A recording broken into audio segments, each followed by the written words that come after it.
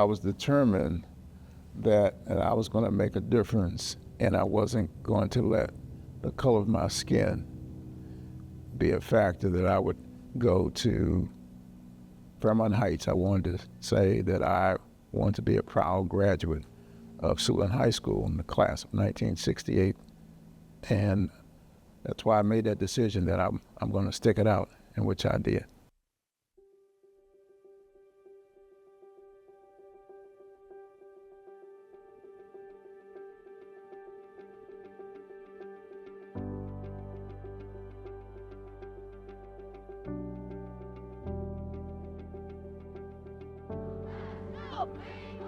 Cities and local school districts have been torn apart in debate over this issue. Back in the late 50s and early 60s, I grew up in the Suitland community.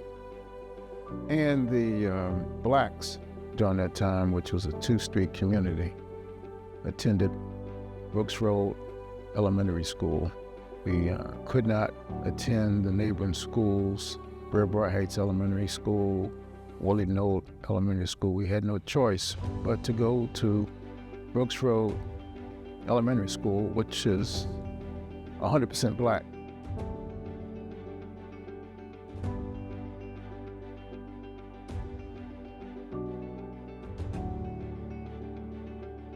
As a young person, that was scary because of not being in an environment of people other than at that time we were called Negroes. We weren't called blacks or colored, we were called Negroes and colored. We couldn't ride a bus, we had to walk to school.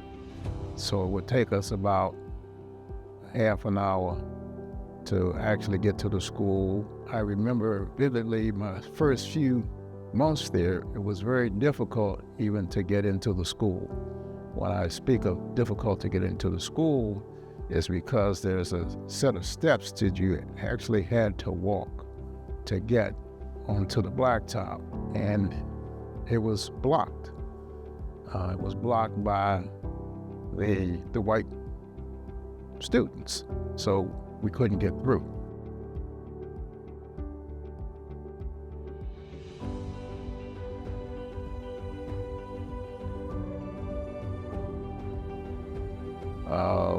I was called several names, and go home, nigger, we don't want you here, you need to go somewhere else.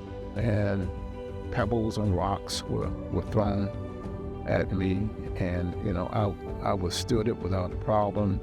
I stayed there, so I wasn't difficult.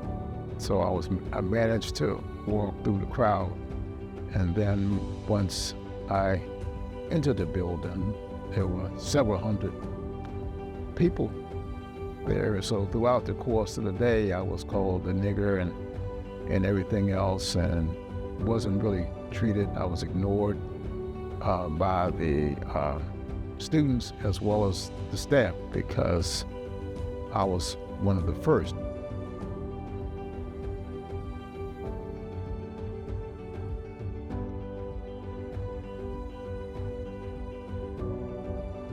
It was really difficult because I had to adjust to being around people other than blacks. They finally got to accept me as a person, but it was still difficult. Case in point, when I would go in the classroom, the teachers had me placed in the back. I had to sit in the back. And also, when I was called upon or a question was asked, I would raise my hand and I was basically ignored. And so when I get home, I would just try to figure out what was going on. So after an adjustment period, they said I was accepted, so they started receiving me better.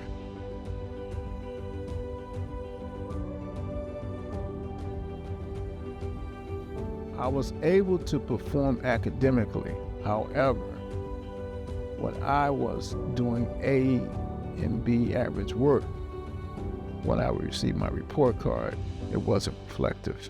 Again, I'm 12 and 13 years of age, So I didn't really know how to challenge it, but I knew academically I was an A and B average student.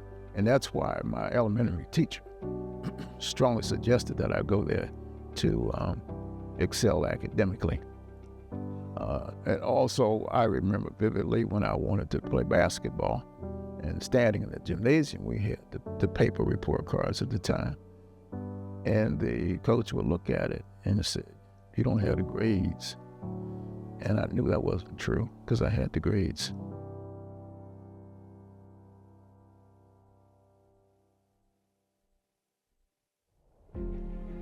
Prepared me well to deal with life. And even as of today, when I speak to people in the community at large, I always share my experience coming through being the one or a minority, being Black, and what I had to go through. And so when I sit down and talk to adults as well as younger people, I indicate to them that made me a stronger and better person, because prior I was just dealing with basically a society or a group of just Blacks. So by being involved with different other ethnic groups, particularly whites, that I was able to learn different styles and ways and habits that I had not seen before, but not being isolated by choice, but by just being around other people, particularly whites. It gave me a better perspective. So when I hear and see of different things happening in the world, I'm able to deal with it.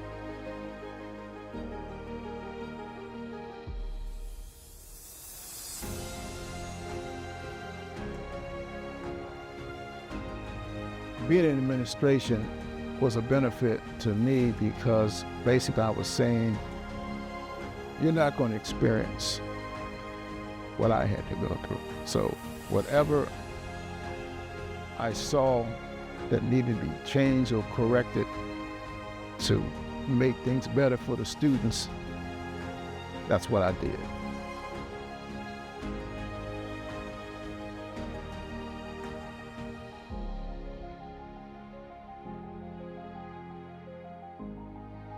It makes me feel proud.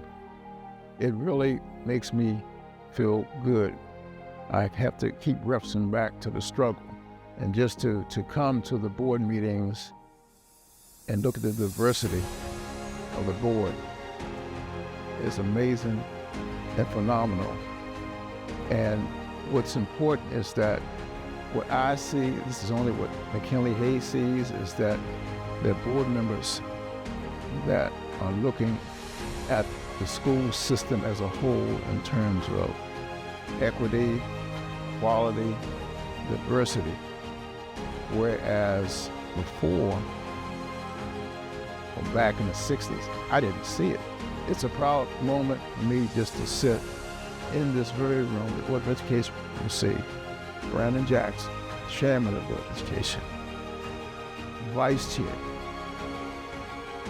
and other members of the board making a difference and looking at the school system to enhance and make it better than what it was many years ago.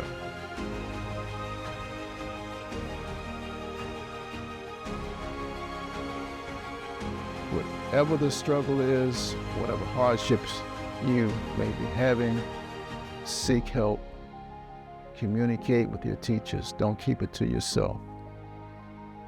That's the key thing, is that be determined, set goals, and you can attain whatever you seek or reach to become successful in life.